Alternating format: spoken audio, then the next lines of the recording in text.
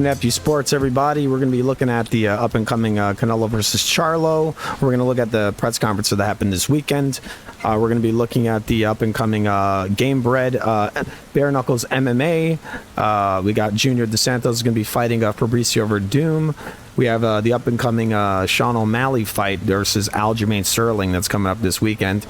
And we got Sonny, the WWE, or let's say, I'd rather say WWF, because that's what it was called when I was a kid.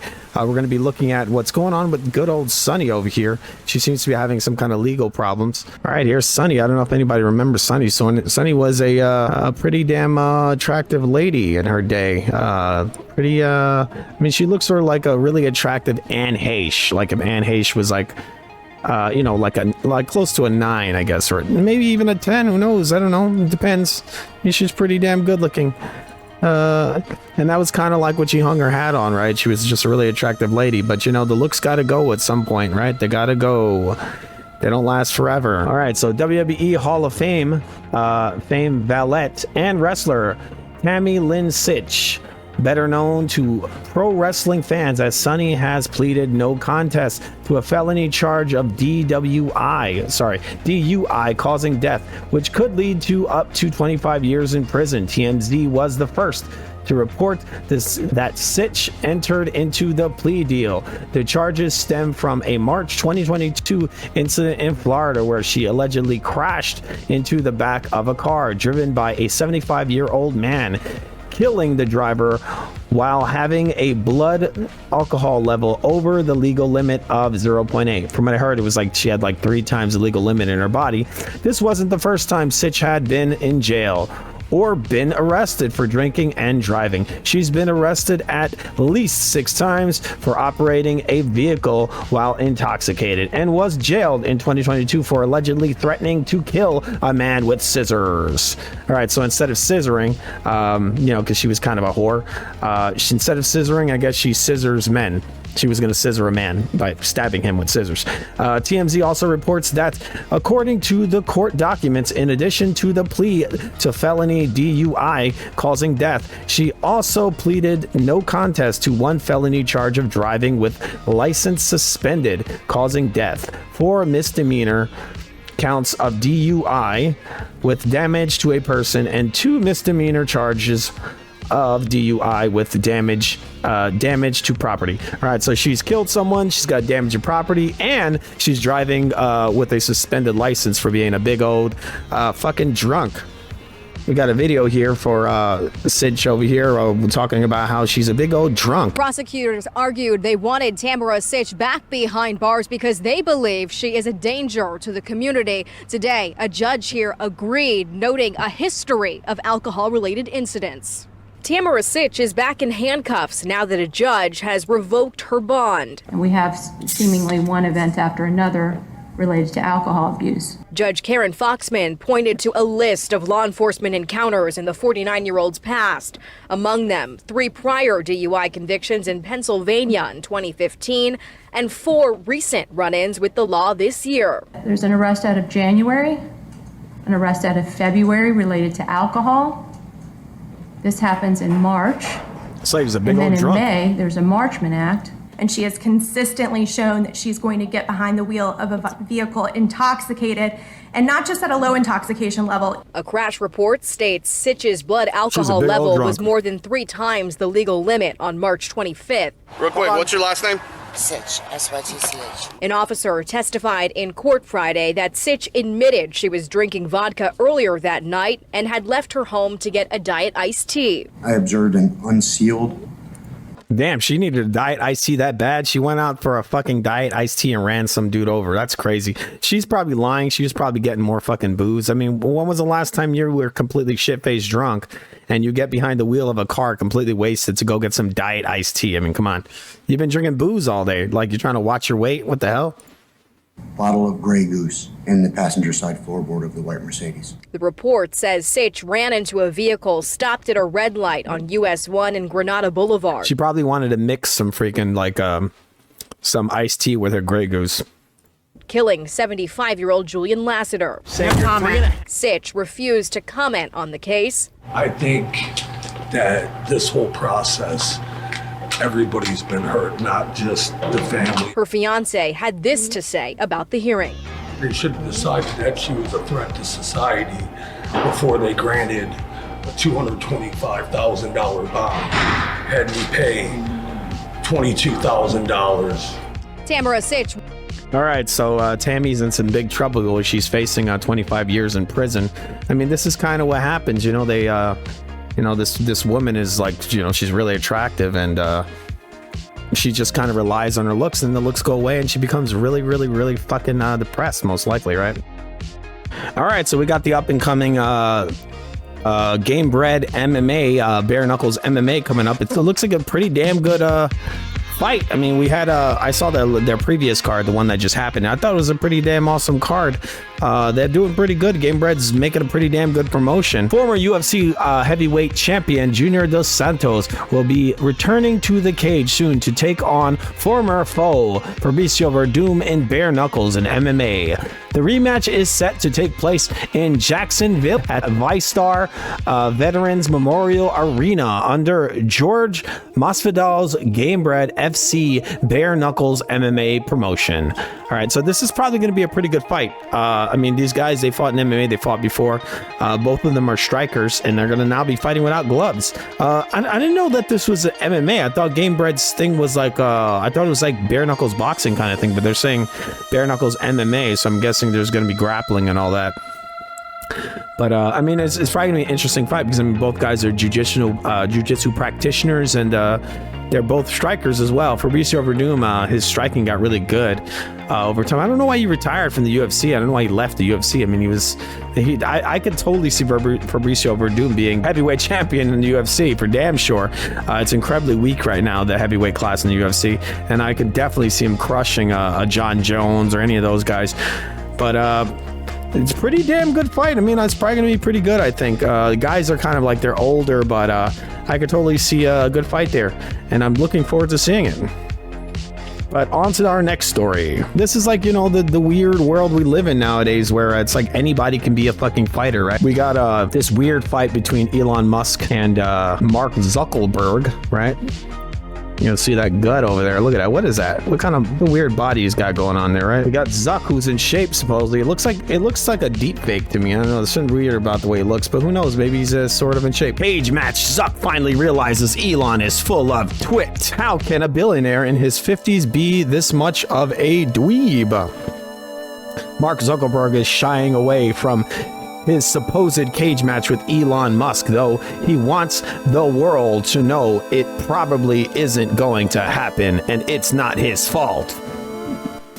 The billionaire pair have been feuding since June over Zuck's then rumored launch of Twitter competitor Threads, which was unleashed in July. Musk, you may recall, openly challenged Zuckerberg to a cage fight that the Meta CEO was ready and willing to accept.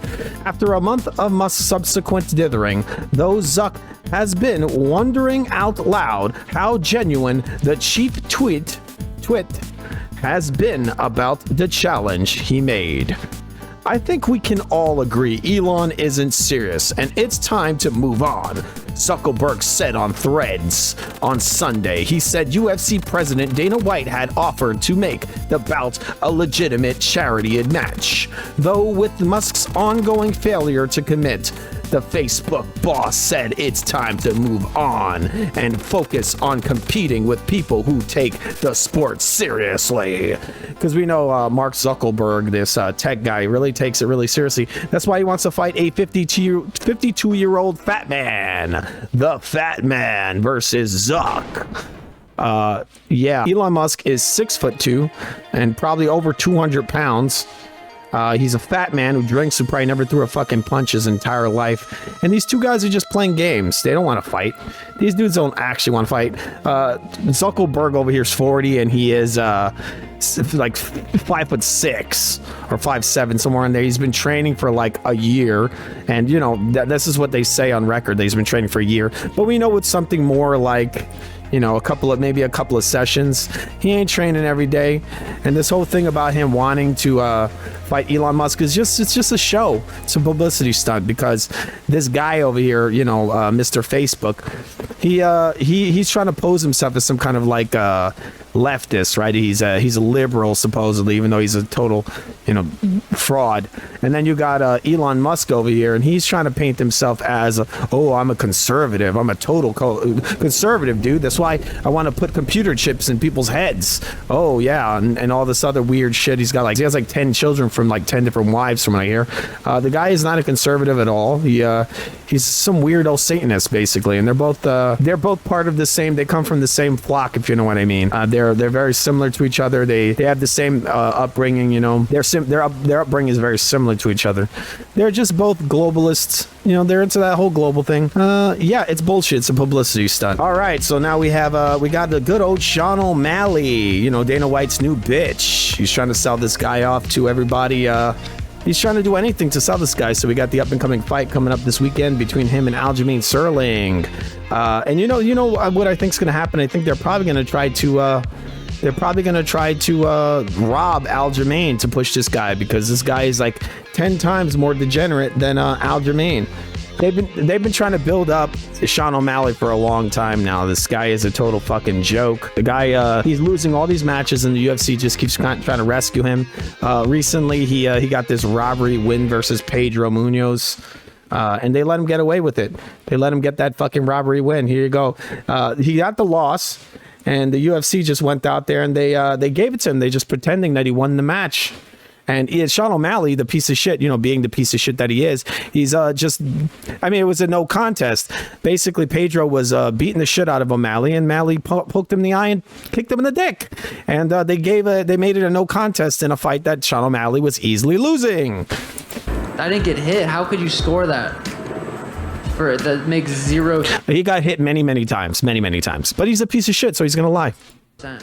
Commentator Joe Rogan was definitely seeing things from Sean's viewpoint, as he thought it looked like Pedro was looking for a way out of the fight. Joe is no stranger. This guy is such a piece of trash. Anybody that follows and likes Joe Rogan, you're a fucking idiot. This guy is a total company man, a total con artist, a total fucking joke. From seeing this is the same guy that said that John Jones, he was like making excuses for John Jones, saying, oh man, he must have gotten some tainted cocaine. He said he had tainted cocaine. They tainted it. He's like, oh, they put creatine in there, and that's why he tested positive for these PEDs. Oh, because he had tainted coke, right, Joe? Oh, Sean got hit in the leg, but he didn't get hit. There he got hit again. 2 kicks in a row. He's checking them all. Yeah, Pedro said, oh, another kick to the leg. That's 3 in a row. Pedro's losing. Oh, another kick to the leg. Another kick. And Sean is winning. He's winning so good. He's winning this fight, obviously. Oh, he throws a kick and misses. Push kick, and it's pushed down. He throws a left hand, I think it was. No, it was a right hand, and he might have grazed him with it. I thought that Pedro easily won this fight. He was winning very, very easily. Okay, we got a push kick right into the nuts. Right into the nuts. Sean O'Malley with the great skills. So basically, Pedro was beating the shit out of Sean and got robbed because he just poked him in the eye, and then he lied and pretended that he won the match.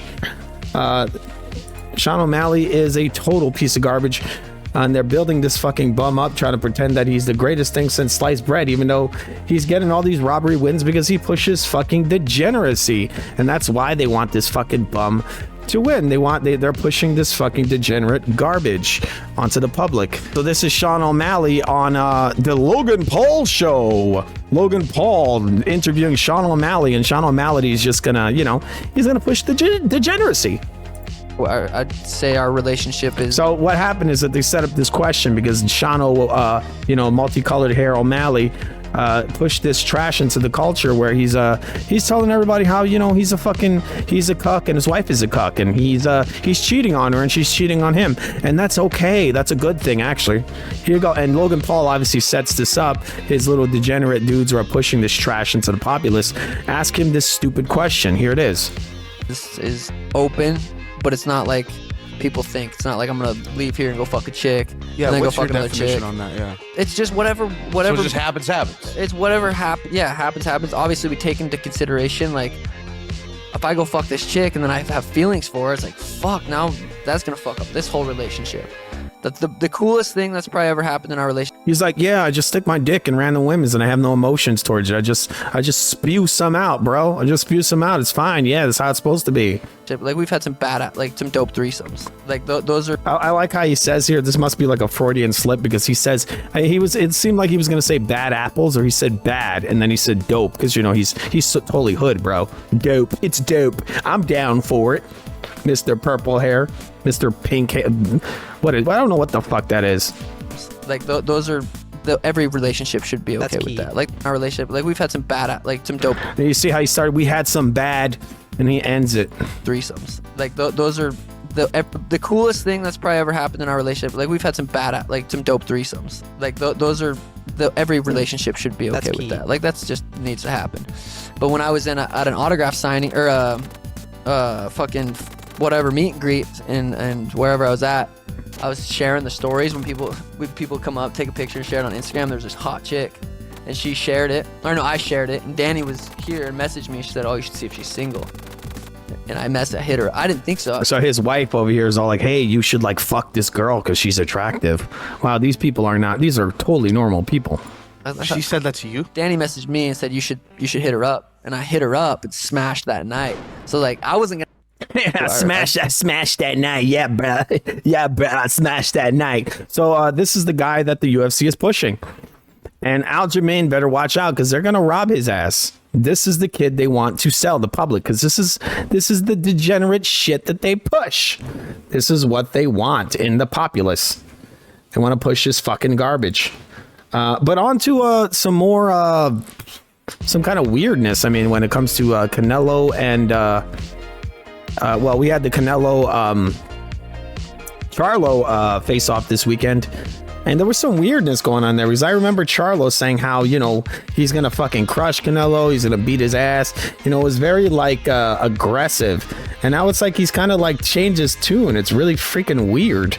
Now he's all on top of the respectful thing. Is he like afraid or something? I don't know what the hell is going on with Mr. Charlo over here. Last performance, the bitch can't beat me. Yo. All right, so he's like, fuck that bitch, you can't beat me.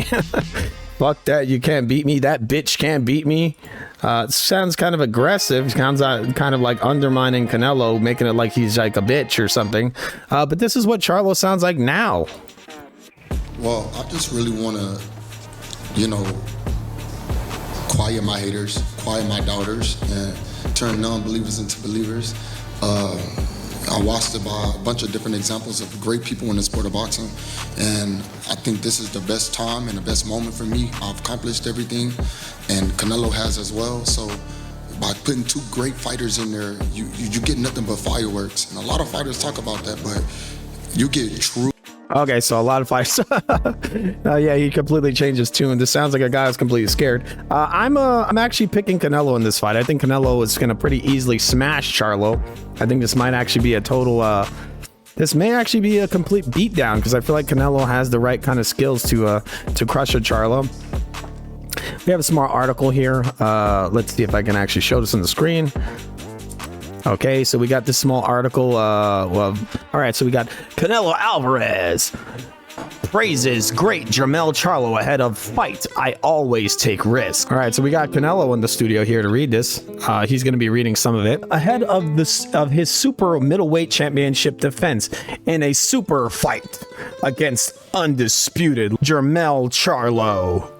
Canelo Alvarez had nothing but praise for his opponent. I'm happy to be in this position right now in the big fight, Alvarez said at Tuesday's kickoff news conference to promote the September 30th fight.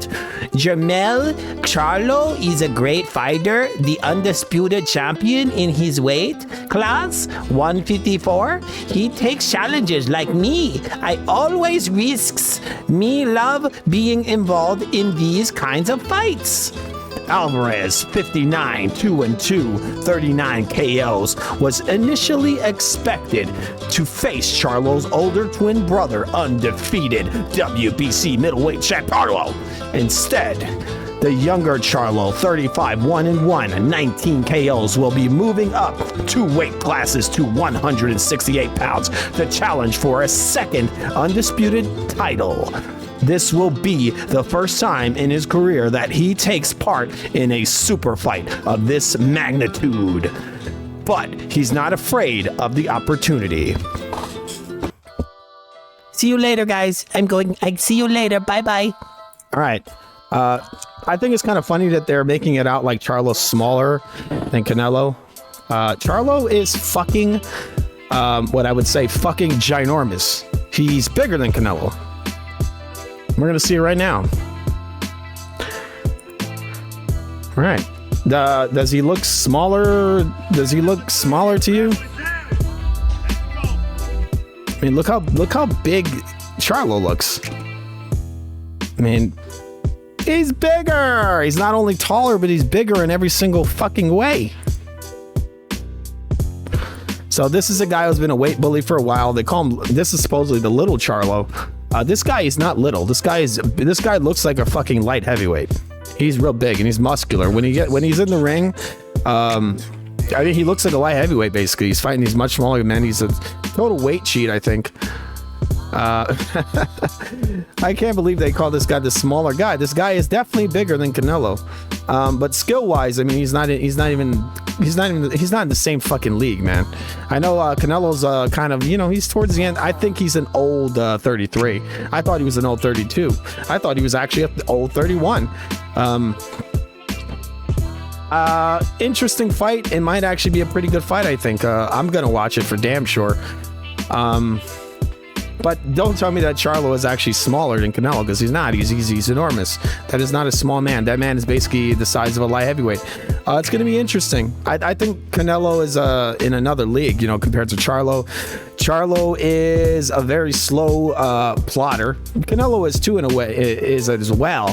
But he's definitely, he's a much sharper fighter. He's got a much higher boxing IQ.